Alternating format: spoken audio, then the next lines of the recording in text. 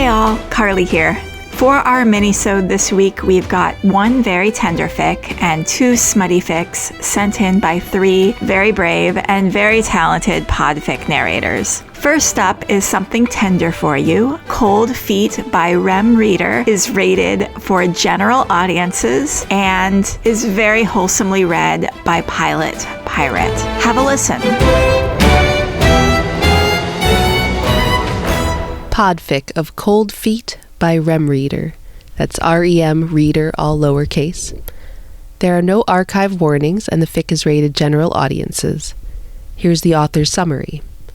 A gift helps bring up lingering issues from Ed's time in the gravy basket. And now, Cold Feet.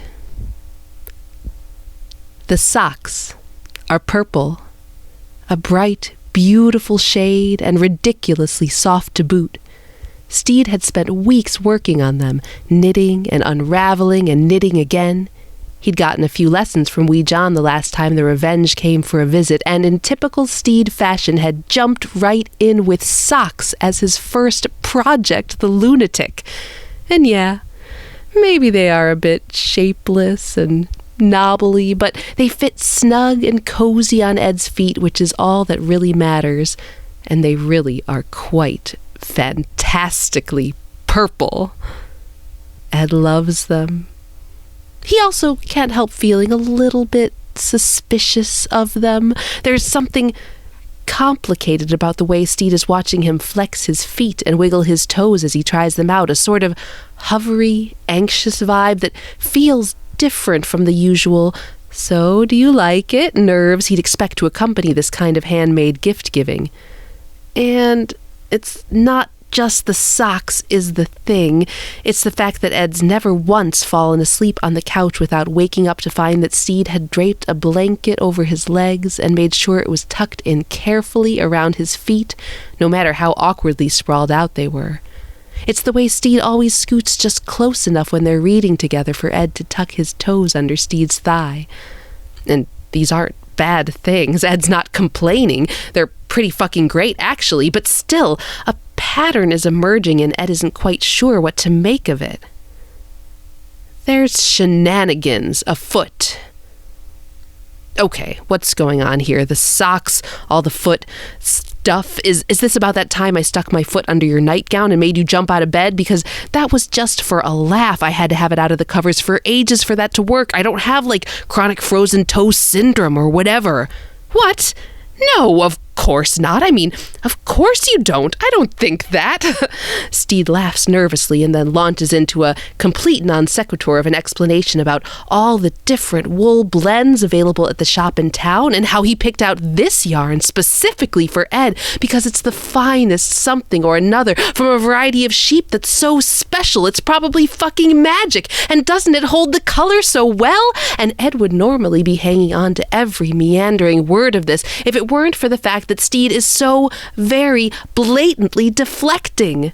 Steed, Ed finally interrupts before they get too far in on what has now morphed into a treatise on the history of purple dyes. Something about fucking snails? Again, fascinating topic for another day. They will be circling back to that after whatever this is. Come on, babe, I know something's up. Can we please just talk it through? Steed sighs, caught. As a crew, yes, I suppose we should. They're getting better at this. They really are, but it still takes a little prodding sometimes. Steed draws his knees up to his chest, traces little circles across them with his thumbs as he chooses his words. Okay. He takes a deep breath. It's stupid, really. I mean, I know it's a silly thing to fixate on under the circumstances, but... He sighs again and then says, quietly, almost apologetically, "You weren't wearing any shoes." And it hits Ed like a sword to the right side because he knows with sudden awful clarity what Steed is talking about, what's been haunting him. Because he recognizes the expression on Steed's face now. He's seen the shadow of it before. "You know that night that I died?" "Yeah." Because sure, Somewhere in those blurry, confused hours between waking up to Steed's tear-stained face so close, too close to his, and getting kicked off the fucking ship, Ed had ended up with his boots back on, but he'd walked into the storm barefoot. And they'd never really discussed it, had they? Ed realizes with another guilty lurch of his stomach. Not this part of it. He'd told Steed a little bit.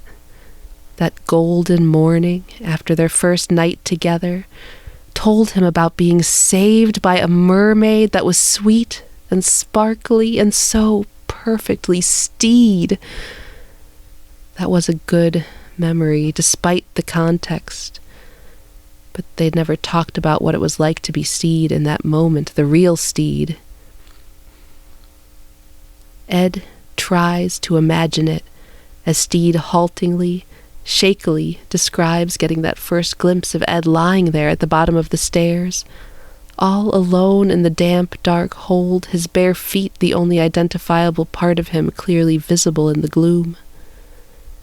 He remembers intertwined, and every day we spend apart feels like an eternity, and what it was like to face, even just briefly, the possibility that that feeling would be for always. And I can't stop thinking all the time how you must have been so cold down there. Steed's voice is edging on frantic now. You hate being cold. You shouldn't be. I don't want you to ever be cold like that. And then Steed breaks. Fuck. Ed lets him cry. Sometimes that's the best thing you can do. They'll talk more about this. This is only a start, but this has been a long time coming, and right now Steed just needs to get it out. Ed rests his hand on Steed's shoulder, giving it an occasional reassuring squeeze. In a few minutes the sobs subside, Steed's breaths even out again, and he squeaks out a barely audible, "Sorry." "Hey, shh, it's okay. And look, I'm not cold, see?" Ed gently tugs one of Steed's hands free, and Steed watches through watery eyes as he slips it under his shirt and drags it up over his heart. He layers his hand on top, weaving their fingers together. "There. You keep me warm." Steed manages a small smile, and Ed kisses it, a quick tender brush of lips, then stays close, pressing his nose against Steed's. "And I do really fucking love these socks." "Yeah?" "Yeah." That was Cold Feet by remreader, brilliantly narrated by PilotPirate. And from here on out, it's all smutty time, and I am so impressed by the brave narrators who take on narrating E-rated fics. And first up, we have Goldfish by ColbaltAugust, read by Cheesecake3. This was written for the Mersteed prompt as part of #BottomSteed Week. Those in the comments have said they love the sweetness and silliness. Have a listen. Steed slowly opens his eyes and yawns. The weak light of early dawn filters into the room, casting faint shadows of branches from the magnolia tree outside across the ceiling. As he watches the gentle sway of the shadows, the last wisps of sleep dissipate from his mind. There's a warm weight beside him, and Steed takes a moment to enjoy the little thrill of knowing it's Ed. Even after 5 years together, he still can't believe he gets to wake up to the most beautiful man in the world. He turns slightly in the bed, ready to kiss Ed awake, but startles when he sees a pair of shining brown eyes blinking intensely at him. "Hi," Ed says, mouth curling into a smile as he rests his chin on Steed's bare bicep, his hair a halo of fuzzy curls around his cheeks. Steed grins down at Ed. "Hi yourself. You're up early?" Ed replies, pressing his mouth to Steed's arm before wriggling closer until they're face to face. "Had a dream."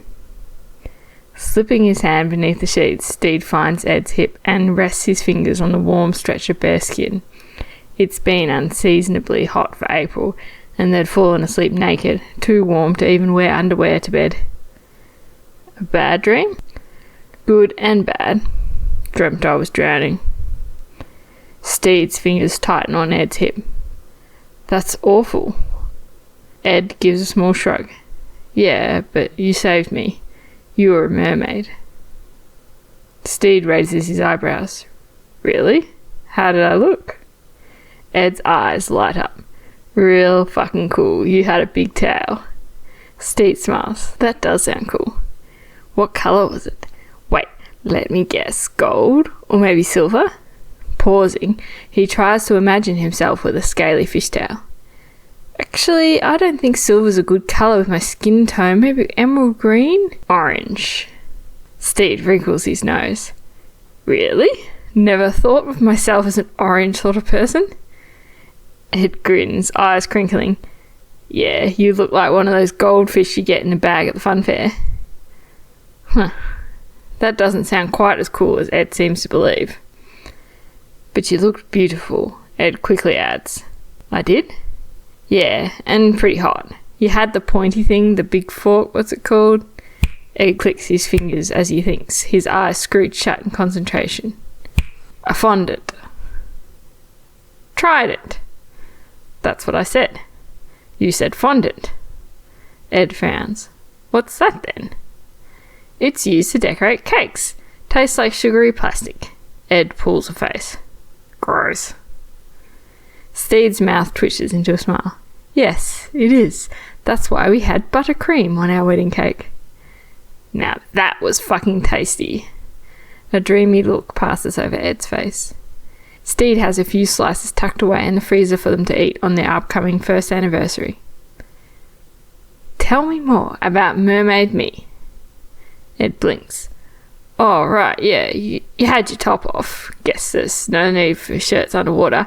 And you had scales scattered up your sides. Ed runs a warm finger up the side of Steed's waist. Steed's cock twitches in interest. And you were swimming towards me, arms flexing and looking proper muscly. Ed lifts his hand to Steed's bicep and squeezes it. He's always had a thing for Steed's arms. It thrills Steed to no end. And what did I do when I reached you? Steed asks, edging closer on the bed, pressing the length of his body against Ed's. Ed presses back.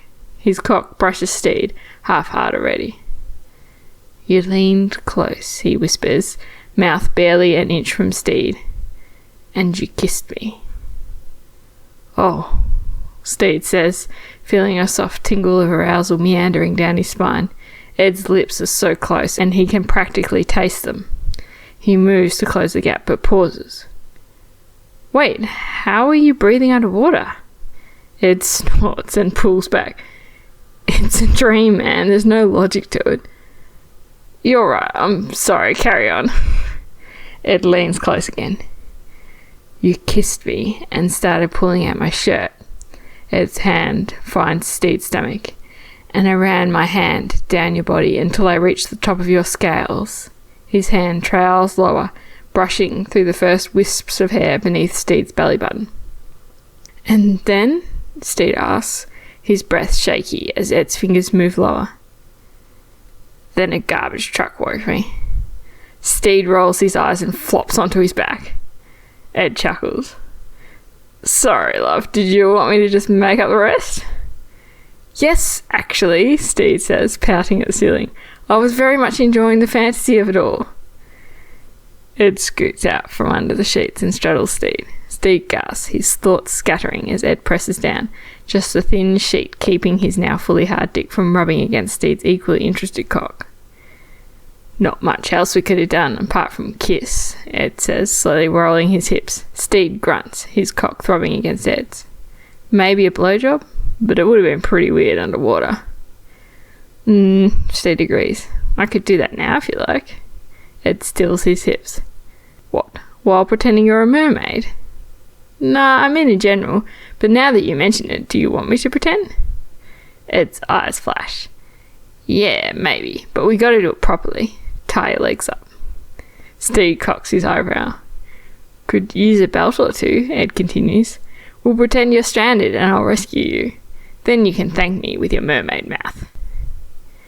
I'm pretty sure mermaids just have human mouths, Steed says. Wow, Ed replies. Didn't know you were an expert on mythological fish people.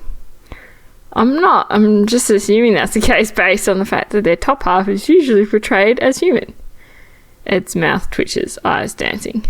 Fine, I'll save you and you can thank me with your normal human mouth, okay? That sounds weird, silly. Perfect, let's do it. Ed practically throws himself off the bed, his feet hitting the wooden floor with 2 loud thuds. Steed immediately misses his weight, feeling too light without the warm press of Ed against him. He watches with affection as Ed dances around the room, his naked body glowing in the morning light, tattoos rippling. Grabbing his trousers from where he discarded them the night before, Ed pulls his belt free. Then he gets to work, hunting through their built-in wardrobe for a second belt. Steed is about to suggest checking the shelf where he keeps his belts, all rolled up neat and tucked into a woven basket in order of most often used, when Ed makes a triumphant noise and pulls another pair of his jeans from the depth of his side of the wardrobe. He slips the leather belt free and drops the trousers on the floor. Steed winces inwardly but shakes it off as Ed scampers towards him, beaming. Right, I think 2 belts should be enough. Ed wastes no time yanking the sheets off Steed's legs, eyes glimmering as he takes in Steed's still hard cock. I'm thinking we'd tie one above your knees and maybe one around your ankles. Sounds good, Steed says. Just not too tight. I have no idea if it's even safe to use belts for this. I can Google it, Ed offers. Nah, it's alright, we'll be careful. There's a box under their bed that's full to the brim with sex toys, but neither of them has ever been much into bondage, so outside of a length of silk that Ed sometimes uses to tie Steed's hands behind his back, they haven't experimented much. It excites Steed to know they still have so many things to try, including mermaid roleplay, apparently. Ed quickly winds the first belt around Steed's thighs, careful not to let the leather dig into his skin. He buckles just above Steed's knees, and Steed reaches down to test the restraint, a small shiver passing through him when he feels how restricted his legs are. Ed grins and wraps the second belt around Steed's ankles, once again securing it in a position where Steed can untie it himself if needed. All done. Ed stands back and admires his handiwork. Very nice. He reaches down and gives his dick a few short tugs as his eyes roam over Steed's bound legs up to his cock. Tempted just to flip you over right now and take you. Steed's cock jerks hard at that, heat flooding to his groin. He bites back a small moan. You can, if you want to. Ed shakes his head. Nope, gotta do this properly. He lets go of his cock and walks towards the door. Hand on the handle, he turns to look at Steed. I'm gonna leave the room for a second so you can get into position. Then I'll come in and rescue you. Wait, what position? Steed asks, but Ed's already gone. Steed looks around, at a loss on how to lie. Then an idea strikes him. Shuffling up the bed, he leans against the headboard and grabs the sheet. He wraps it around his legs, letting it pull around his groin and stomach. Closing his eyes, Steed takes a deep breath and imagines himself on the warm white sand of a beach, his glittering orange tail tangled in a fisherman's net. He opens his eyes. Help! Steed shouts. Won't somebody free me? The door bursts open and Ed's by Steed's side in seconds. Holy fuck, are you a mermaid? Ed asks, his eyes like saucers. Flinging out his arm, Steed grabs hold of Ed's hand. Please, sir, free me from this dreadful fishing net and I will forever be in your debt. Ed gapes at Steed for a moment longer, then sets to work untangling the sheet from his tail. Steed's cock is revealed, and though Ed only saw it a moment ago, his eyes still hone in on it, pupils dilating. It's thrilling. Ed throws the sheet to the floor with a triumphant grin. You're free! Thank you, Steed cries, grabbing Ed's hands and tugging him onto the bed. Ed sinks to his knees beside Steed, his eyes dropping back to where Steed's hard cock lies in the crook of his hip. Then his gaze slides lower to the strip of leather wrapped around Steed's thighs. Steed flexes his muscles and watches in satisfaction as Ed's mouth pops open.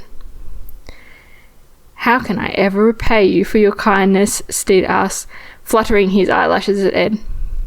Ed drags his eyes up to meet Steed's. It's no bother, just glad you're free. But I must reward you. You saved my life. Steed's eyes find Ed's dick. "Please, kind sir, let me show you my gratitude." Steed whips out his hands and grabs Ed's hips, pulling him forward. Ed gasps, nearly losing his balance on the bed. "Fuck, you're an eager little thing. You really want to repay me?" Steed nods, heat looming in his chest. "Please, climb into my lap so I can service my saviour." Ed snorts out a laugh and tries to smother it with the palm of his hand. "Sorry," he says, voice muffled. "It's the alliteration. You know it always sets me off." Steed purses his lips. "Would my kind saviour prefer that I didn't engulf his elongated appendage with my eager mouth?" "Steed, seriously," Ed says, shoulders shaking with laughter. "I'm sorry," Steed says with a grin. "I'm being silly. If you care to climb up into this grateful mermaid's lap, I can get started." Quickly, Ed straddles Steed, his hard cock bobbing a mere inch from Steed's waiting mouth. Steed licks his lips and darts out his tongue, lapping up the drop of pre-cum welling at the tip. With a groan, Ed digs his hand into Steed's hair. The sudden weight and tightness of Ed's fingers in his curls makes Steed's pulse jump. Steed sucks the tip of Ed's cock into his mouth with a satisfied sigh, and slowly takes Ed to the back of his throat. He pauses there, breathing through his nose as he savours the slight ache of Ed's dick stretching his mouth wide. Ed grunts and shifts his hips, pushing his cock deeper. It slides down Steed's throat, and Steed's eyes prickle with tears from the pressure. He closes them and relaxes his throat. Ed seems to be in the mood to take charge this morning, and Steed's more than happy to oblige. "Gonna use your mouth, yeah?" Ed huffs. Steed opens his eyes and meets Ed's gaze. Ed staring down at him, lips slightly parted, cheeks pink. Steed nods. Ed's eyes darken and he pulls back, almost letting his cock slip out of Steed's mouth before he pushes back in. Steed's moan is cut off as Ed's dick slides into his throat. His nose meets Ed's stomach and it sends a wave of heat through him. Ed pulls back again, then pushes in harder this time. "Fuck, your throat is perfect," he groans. "Can't believe you're letting me do this, all because I saved you from an old net." He thrusts in deep, then pulls his cock free, dragging a string of saliva with it. Steed gasps, tears spilling over, wetting his cheeks. He grins up at Ed, head swimming with a rush of arousal and affection. "It's the least I could do," he rasps. Ed bites his bottom lip and thrusts in again, claiming Steed's mouth. Steed's cock jerks against his hip. "You got any other holes I could bury my cock in?" Ed asks, thrusting faster. Is all Steed can say as Ed's cock slides against his tongue, thick and heavy. Ed's fingers tighten in Steed's hair for a moment before he pulls his dick free. Steed sways towards it, tongue darting out to try and lap at the wet tip.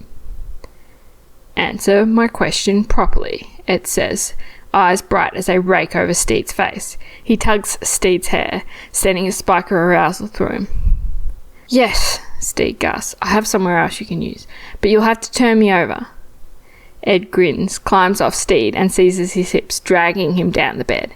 Steed had almost forgotten his legs were bound until Ed's fingers push beneath the leather and he yanks, rolling Steed onto his stomach.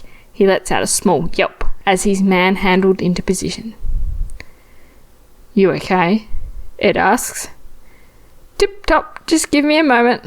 Steed pulls his arms free from beneath himself and stretches them above his head. His cock digs into the mattress, but not enough to be uncomfortable. He gives his ass a little wiggle. "My handsome rescuer may proceed."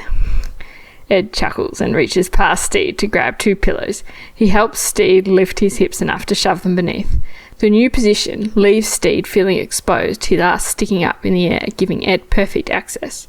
The thought makes him shiver. Wasting no time, Ed pries Steed's cheeks apart and lets out a low whistle. "Look at that, a nice tight hole for me to fuck.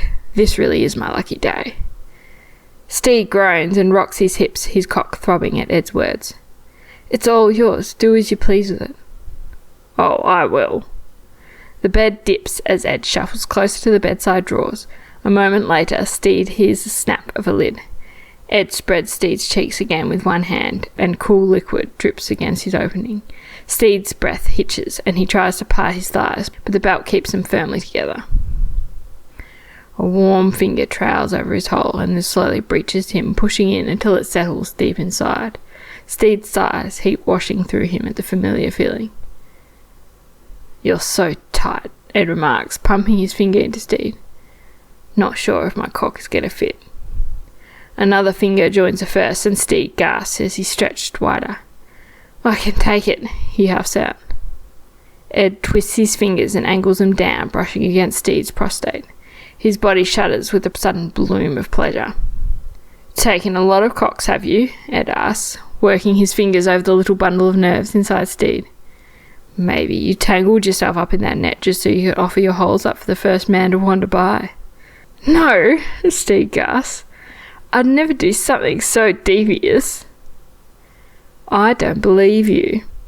Ed pulls his fingers free, leaving Steed's hole fluttering at the loss. He takes hold of Steed's arse cheeks, pulling them apart. "Think you enjoy luring men in just so you can have a nice thick cock fill you up?" Steed's cut off as the blunt tip of Ed's dick bumps against his hole. "And you've just been searching for a good cock for a while. Well, you're in luck, because I'm going to fuck you so well you'll be swimming sideways for a week." Without further warning, Ed pushes in, his cock plunging deep inside Steed. "Fuck!" Steed's eyes roll back in his head as Ed bottoms out, hips slamming against his ass. With his thighs bound tight together, Ed feels huge inside him. It makes Steed's cock throb against the pillows. Ed braces himself over Steed, hands on either side of his arms, and pulls back before slamming in even harder. "Jesus," Steed moans, his hole spasming wildly around the thick cock buried to the hilt inside him. "Didn't think mermaids knew about Jesus," Ed says, voice laced with laughter and heat. "Unless you guys have the fish equivalent of him." He snaps his hips hard against Steed's ass. "Wait, is that where the fish symbol comes from?" "Oh my god," Steed gasps, rolling his hips, trying to meet Ed's thrusts. "You have a fish god too? Is it Poseidon or Neptune?" "Ed," Steed groans, not entirely from pleasure. "Sorry," Ed says, slowing for a moment. He leans down and places an open-mouthed kiss on the nape of Steve's neck. "Just trying to get to know you. It's not every day I get to meet a hot piece of tail like you." Steve feels Ed's grin against his neck before he pulls back and drives his cock into Steve. Steve buries his face in the mattress and moans, long and low, pleasure radiating through him. "So tight," Ed grunts. "Best hole I've fucked in years. Think I might have to keep you." He thrusts deep, hips snapping against Steve's ass. "Please," Steve moans, his body shaking as Ed drives into him, stretching him wide, the brim of his hole prickling ever so slightly with pain, just how he likes it. "Fuck, Steed," Ed grunts, hips jerking, and Steed knows he's close. "Come in me," Steed says, voice breathless as he tries to meet Ed's thrust. "I need you." Ed's hips jerk again, and he thrusts in a final time, burying his cock in Steed. He comes with a strangled cry, and Steed nearly joins him as he feels the warm spurts of Ed's release filling his hole. With a deep groan, Ed pulls his cock free, his forehead dropping onto Steed's back. That was... fuck. He kisses Steed's spine and pulls back. Steed turns his head, craning his neck to look at Ed. He's staring down at Steed's ass, his eyes slightly unfocused. "Ed?" Ed pries Steed's buttocks apart. "Oh."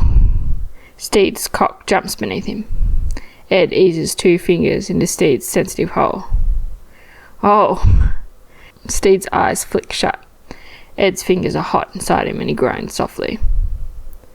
"Not gonna leave you unsatisfied," Ed mutters, almost more to himself than to Steed. "I'll make you come so hard you'll be begging me to take you home. Got a big bathtub you can live in. Stop your towel drying out, and I'll come in every day, bend you over the tub, and fuck you till you scream." Ed presses a 3rd finger into Steed's hole and pushes in, stretching him wider. "Want that?" Steed moans, rocking his hips against the pillows. Ed moves faster, and Steed hears a soft squelch.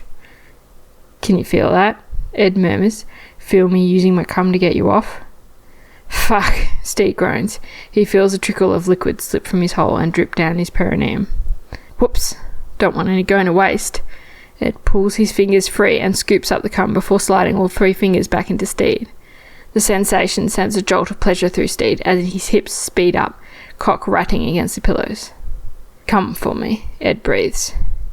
Come on my fingers, want to feel your wet hole clench around me as you make a mess of yourself. Steed cries out, hips bucking, and then he's coming. White-hot pleasure crashes through him, his cock spurting hard against the pillows as his hole convulses around Ed's fingers. With a broken groan, Steed goes boneless, his body sinking into the mattress. Ed eases his fingers free and bends low to plant a soft kiss on the base of Steed's spine. Steed's eyes fall shut as he listens to Ed slide off the bed and grab a fistful of tissues from the box on the bedside table. He hears Ed wipe his fingers, and then the soft, thin tissue paper finds Steed's still quivering hole, and he sighs as Ed wipes away the mess of cum and lube.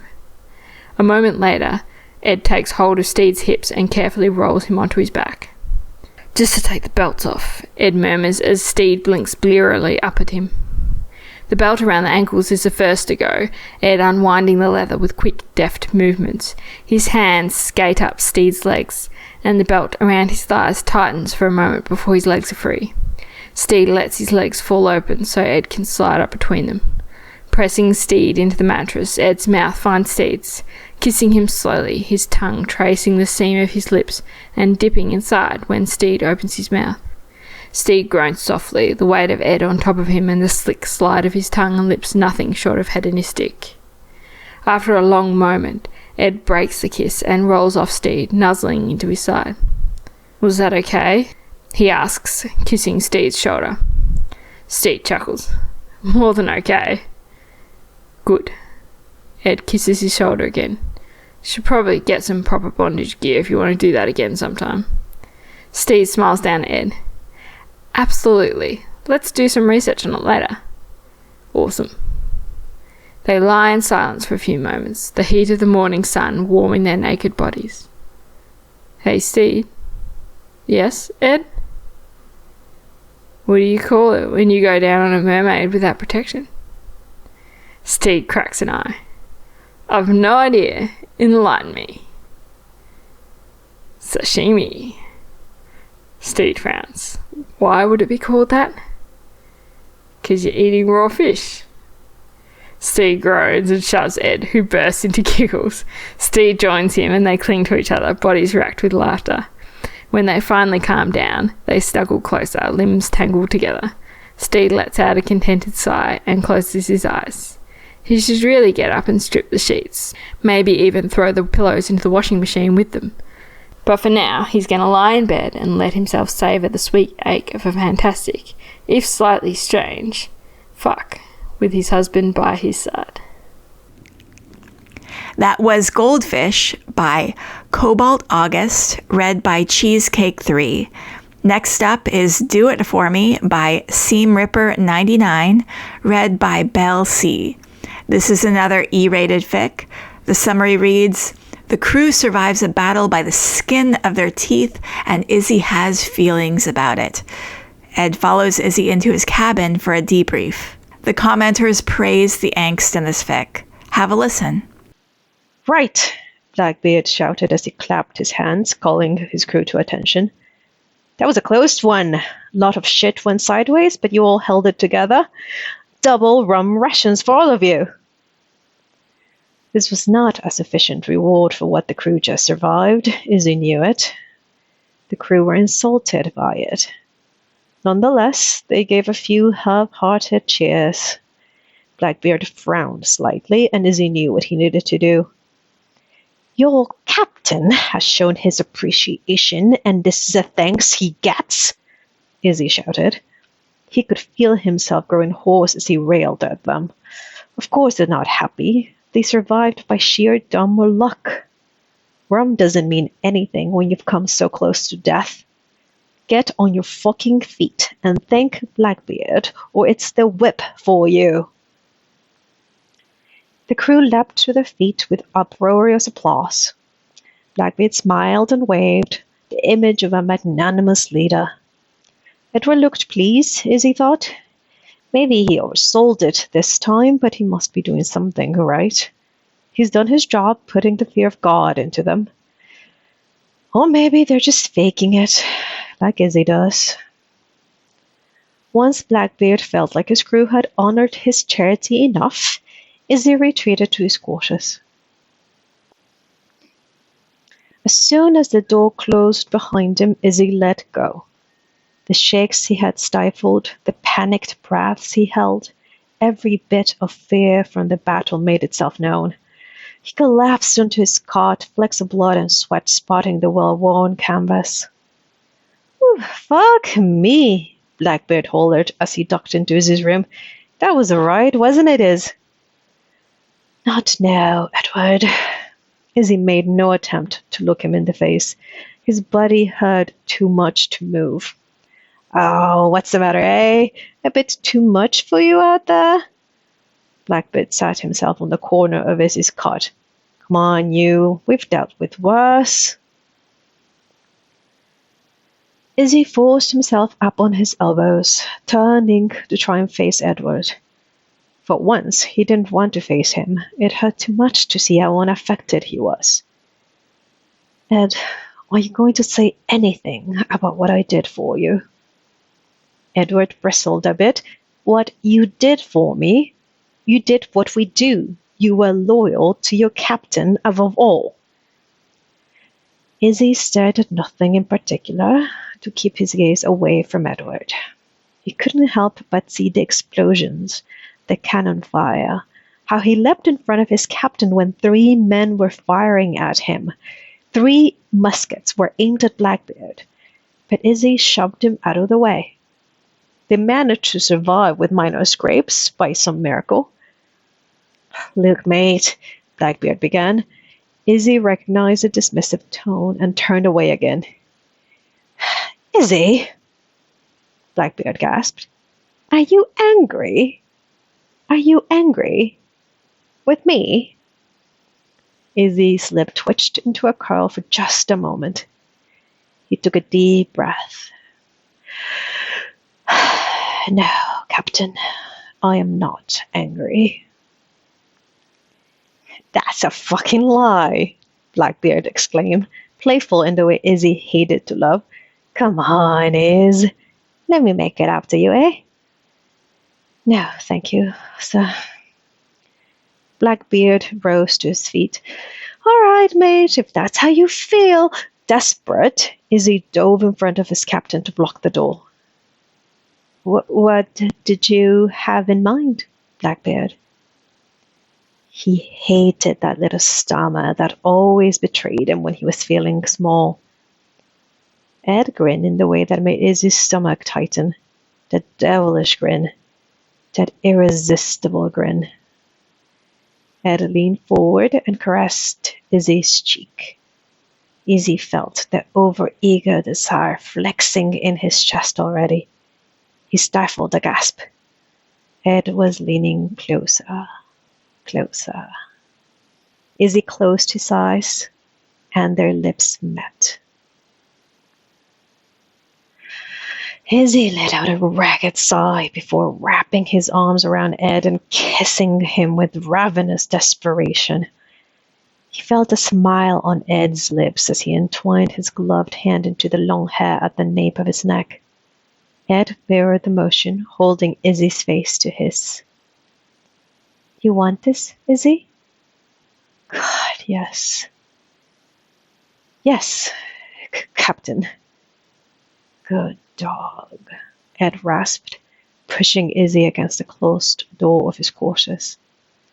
His hand slid along Izzy's arm until he found his wrist and pinned Izzy's gloved hand up against the door. Izzy went in for another kiss, and Ed reciprocated. Izzy moaned against his lips. The captain had been studying ways to make Izzy melt for years now. It was never a long process. His cock was rock hard against the leather of his breeches. Well, well, Ed murmured between kisses.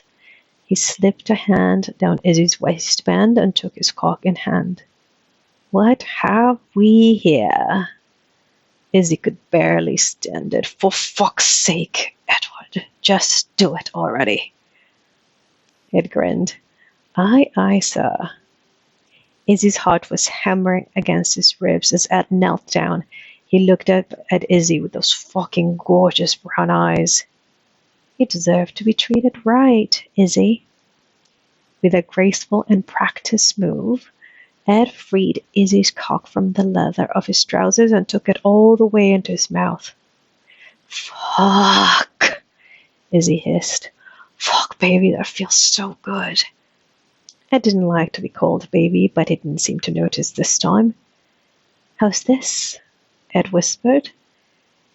He ran his tongue up and down Izzy's cock, lingering on all the spots that made Izzy's toes curl.